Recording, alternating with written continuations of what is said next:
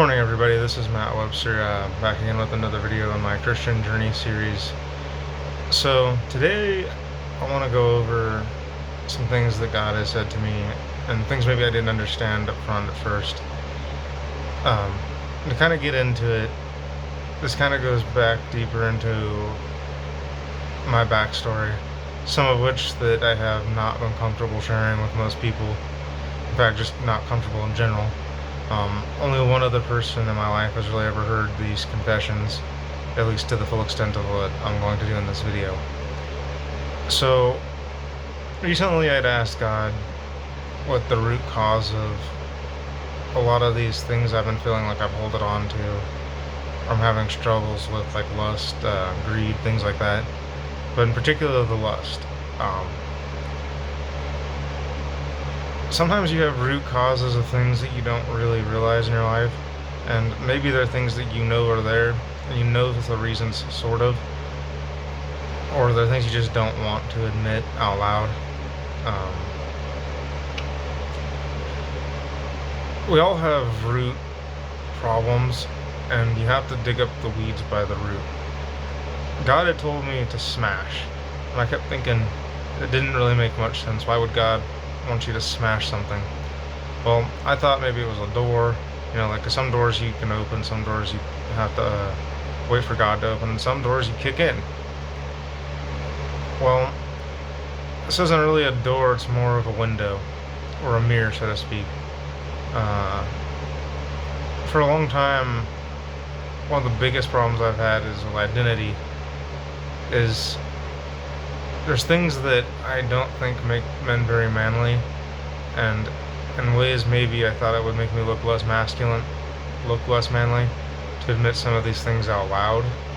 And there are things that I personally struggle with very much, and there are things that I never really wanted to admit because of the fear I had of what it would do to some of the people around me, that the way they saw me and the way that I have tried to appease them. And the thing is those are things of the world. God calls you to step away from things of the world when He calls you. Having said that, some of the root causes to my problems stem back from early childhood. Growing up, I grew up in a household where my father, who is technically my stepfather because my biological father ran out on my mom while she was pregnant with me, didn't get to know much about that man except for that he wasn't well liked by most people. Having said that, my stepfather was a very abusive man to me and my brother, and growing up I was always trying to be that perfect son for my father, even though I wasn't his. And I think not being his actually made me want to try harder, because he was the only dad that I had. So naturally, little boys look up to their dads, and you want approval from your father. Which I'm learning more is you need approval from God before anything else. Having said that, it kind of led me to resent my father, because a lot of times all I really wanted was, hey, that's a boy, that's my son, or a hug. Because as much as men don't think we need it, sometimes we do need that physical bond with our parents. And the thing with that is, my brother was also under the same kind of thing, but my brother was struggling with his own demons, so much so that it was something that my mom and him shared in common. And a lot of times, even though my mom was around, it made me jealous and envious because my brother was getting more time with my mom as well. So I didn't really have my mom around either, it felt like. As much as she said she was there, she had to be there more for my brother. So a lot of times it left me feeling kind of lonely, kind of empty, like resentful. So much so that I very much disliked my brother growing up. And even when my mom was present, she was so upset with things that my dad was doing, and like how my dad was treating her, that it made me feel more like I was her therapist than I was her son. And I grew to resent her. I grew to resent my brother. I grew to resent my father. And I was even bullied by my cousins and stuff growing up. Not all of them, but quite a few of them. And it just didn't ever feel like anyone was ever there for me. And even when people did see the stuff going on, no one ever said anything or did anything. So it led me to not trusting people. And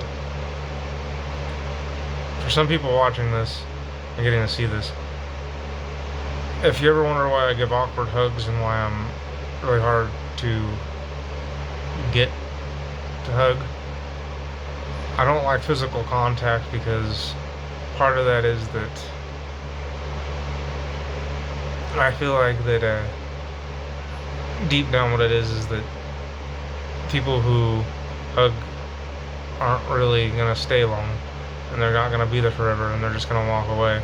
So as much as I want that intimacy, I'm also afraid of it because I'm genuinely afraid that I'm going to get it just long enough to lose it, so I don't trust it. And it makes me want to fight harder for things when I do find people that I love and care about. Even so much so that there was a young lady in my life not too long ago that for the first time in my life I felt like I could be open, felt like I could share and express the things that were eating at me because she understood and she didn't judge me for it. So when I walked away from her, it kind of hit in a way that I wasn't really ready for. At least I didn't think I was ready for it. God apparently did, because God was the one that asked me to step away from her. And it wasn't because, I don't think it's because God didn't approve of things. It's because God knew that she needed to heal in her own time, and I needed to heal in my own time. God told me that I was going to fight in a battle of 1,000 voices, but he also told me that first I needed to fight for the not a battle of 1,000 voices, a battle of 1,000 souls. And the first battle needed to start with me. I needed to fight for my soul. And sometimes, a lot of the times, I put myself last because I find it selfish in some regard to want to take care of myself because I'm so busy wanting to take care of everyone else. And I think part of that is that maybe it's a core wound cause because my entire life I've been taking care of other people first. And it's kind of hard to say, but there are moments, a lot of times, where when I'm by myself, I find myself crying because I hold on to so much pain and resentment, and a lot of the things I want genuinely do scare me because I don't want to lose those things. I don't like losing people. I don't like losing that feeling that I get from being around people that I truly care about and love. It's kind of a hard lesson, and I know that eventually it's something that I will get over, but I know that it's going to take some time, and I got a lot of work to do.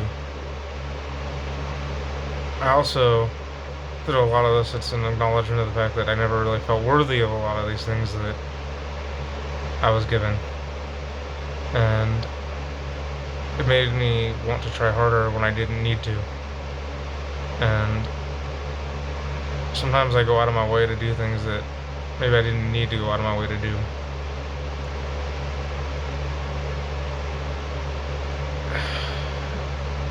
The thing with it is that a lot of this is linked to a lot of the things in my life, and when everything starts linking and you kind of start seeing the things that you need to see, God kind of opens your eyes to truth. And I guess with this video what I'm hoping is that other people are going to hear this and know that if they're having similar feelings or processing things the same way, you're not alone. Because I know I felt alone for a long time, and I know that's not the case because there's other people out there that are struggling with this same problem. And God will eventually dig up those roots and put them on display, and like, not out of some vindictive control thing, but more of like a, hey, you need to weed your garden. This is the core problem. Anyways, I hope this video finds you all well, and next time.